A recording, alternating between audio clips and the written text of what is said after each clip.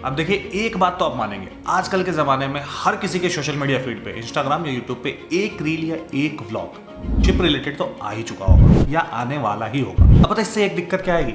इससे सबसे बड़ी दिक्कत ये आएगी कि स्कैम होने के चांसेस बढ़ जाएंगे। अब आप पूछेंगे स्कैम कौन सा, स्कैम कैसे, तो वो भी हम आपको इस वीडियो में बताएंगे। पर सबसे पहले ये बता दें कि चूंकि ये वीडियो मर्चेंट नेवी ज्वाइन करने के मेथड्स के बारे में, जरूरी नहीं कि ये सिर्फ एस्पिरेंट्स के लिए है। ये वीडियो उनके लिए भी है जिनके आसपास से, जिनका कोई दोस्त, जिनका कोई रिश्तेदार मर्चेंट नेवी शिपिंग के फील्ड में आना चाहता है, जॉब करना चाहता है। अगर आपको पता होगा तो शायद आप किसी और को फंसने से बचा सके, उसको सही रास्ता दिखा सके। तो बिना लेट के वीडियो को शुरू करते हैं।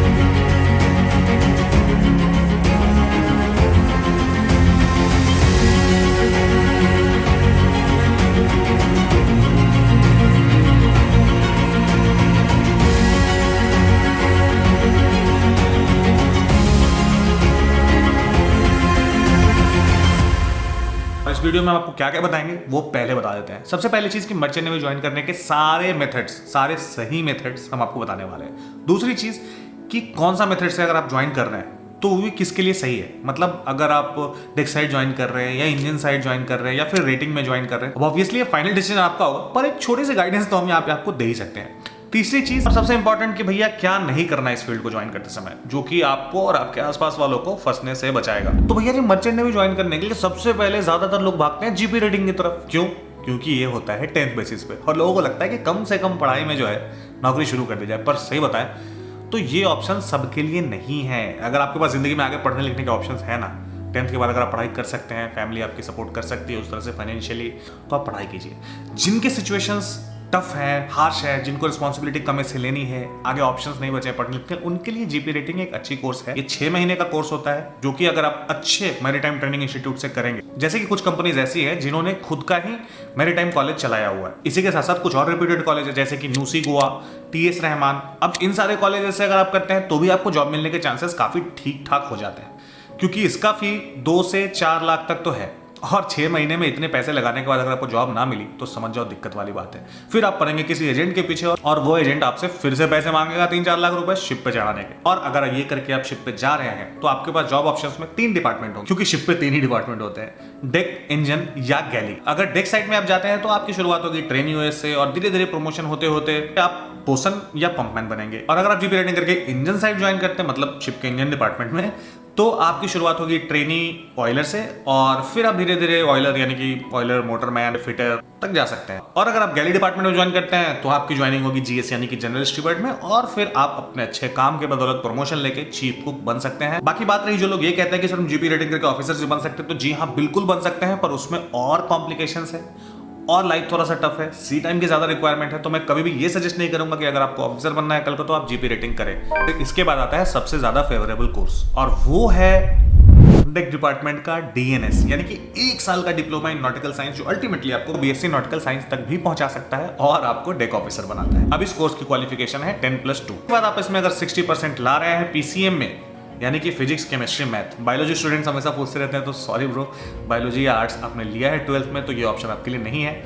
साइंस होना चाहिए, फिजिक्स, केमिस्ट्री, मैथ्स होना चाहिए, 60% होना चाहिए, और इंग्लिश में भी 60% होना चाहिए। ये मिनिमम रिक्वायरमेंट है। इससे जितना अच्छा आप लाएंगे उतनी अच्छी कंपनीज आपको मिलेगी। अब और आसान बताए तो इसमें होते हैं 2 स्टेप्स। पहला स्टेप कंपनी से स्पॉन्सरशिप लेना, क्योंकि अगर आप ये नहीं लेते हैं तो आपको जॉब की गारंटी कोई नहीं देगा और आप सिर्फ आईएमयू के गवर्नमेंट कॉलेजेस में एडमिशंस ले पाए। तो आई वुड सजेस्ट कि पहले आप स्पॉन्सरशिप का एग्जाम दें और अपना जॉब सिक्योर कर ले। बहुत सारी कंपनीज है, आप गूगल पे टॉप 10 या टॉप 20 मैरीटाइम कंपनीज का नाम सर्च करेंगे तो आपको उनके वेबसाइट्स मिल जाएंगे और वहां से जाकर आप उनके स्पॉन्सरशिप के लिए अप्लाई कर सकते हैं। एक बार आपने उसका स्पॉन्सरशिप एग्जाम क्लियर कर लिया और इंडियन मैरीटाइम यूनिवर्सिटी की वेबसाइट से IMU CET एग्जाम भी क्लियर कर लिया, तो बस फिर बल्ले बल्ले 1 साल की कोर्स करो।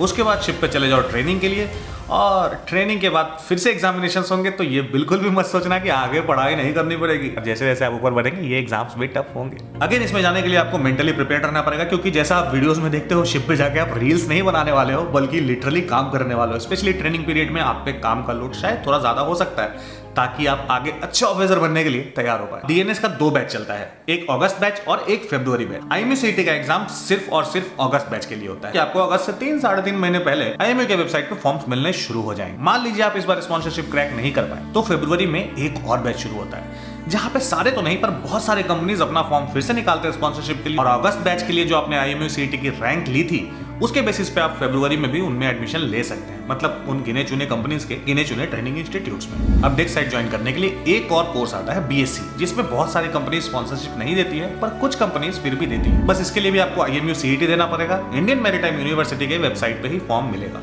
कुछ प्राइवेट कॉलेजेस हैं जो कि खुद से एग्जाम्स लेते हैं और खुद एडमिशन देते हैं, जिसमें से एक है Tolani maritime institute. DNS still is the best option for deck department. अब ये तो हो गया डेक।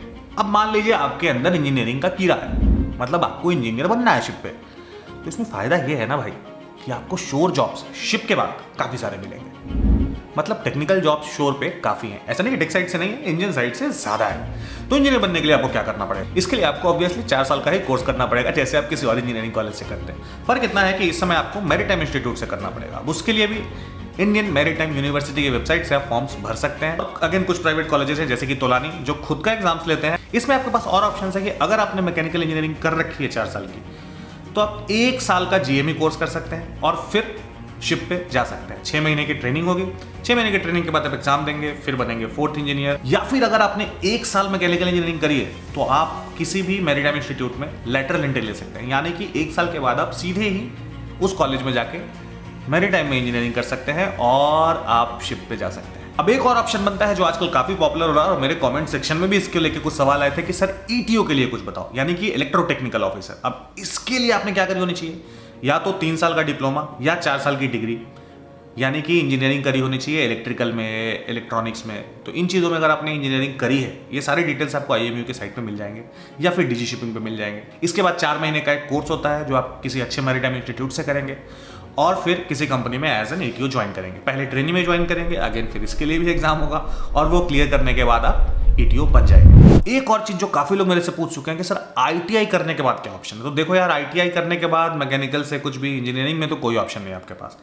पर अगर आपने कुछ लिमिटेड कोर्सेज हैं, यानी कि ITI फिटर वगैरह का कर रखा है आपने, तो इस केस में आप 6 महीने की एक कोर्स फिटर या पंपमैन के लिए करके इंजन डिपार्टमेंट में एज अ फिटर या डेक डिपार्टमेंट में एज अ पंपमैन ज्वाइन कर सकते हो।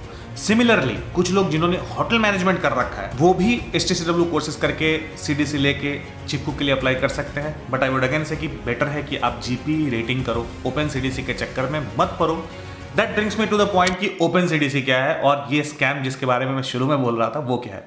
तो ओपन CDC एक ऐसा तरीका है जहां पे आपको बहुत सारे एजेंट्स या छोटे मोटे इंस्टीट्यूट्स लुभाएंगे कि भैया जी आइए हमारे यहाँ, STCW कोर्सेज कराएंगे, 1-1.5-2 महीने में आपको सारे कोर्सेज सर्टिफिकेट्स और एक CDC पकड़ा देंगे और कहेंगे कि जी अब आप तैयार है शिप पे जाने के लिए, जाइए और पैसे छापिए। पर तब आपको शिप ही नहीं मिलेगा, क्योंकि कोई भी अच्छी कंपनी ओपन CDC वालों को नहीं लेना चाहती है। बचे और भी आपके कोई डाउट्स है तो जरूर कमेंट बॉक्स में लिख दीजिएगा, हम अगली वीडियोस के ऊपर बनाने की कोशिश करेंगे और साथ ही साथ कोई आपके कुछ और डाउट्स अगले कुछ वीडियोस में क्लियर करेंगे, जैसे कि लड़कियां मर्चेंट नेवी में ज्वाइन कर सकती है कि नहीं, ये उनके लिए सेफ है कि नहीं, उनके शिप बोर्ड वर्किंग कंडीशंस क्या होते हैं, शिप पे डिफरेंट रैंक के एग्जैक्टली क्या क्या ड्यूटीज होती है, ये सब हम किसी और वीडियो में जल्दी ही बात करेंगे। इन्फॉर्मेशन यूजफुल लगी हो तो शेयर कर दीजिएगा और हाँ, सब्सक्राइब तो करके ही जाइएगा आगे के वीडियोस देखने, वरना कैसे आ पाइएगा। मिलते हैं किसी और वीडियो में, तब तक के लिए जय हिंद, जय भारत, अलविदा।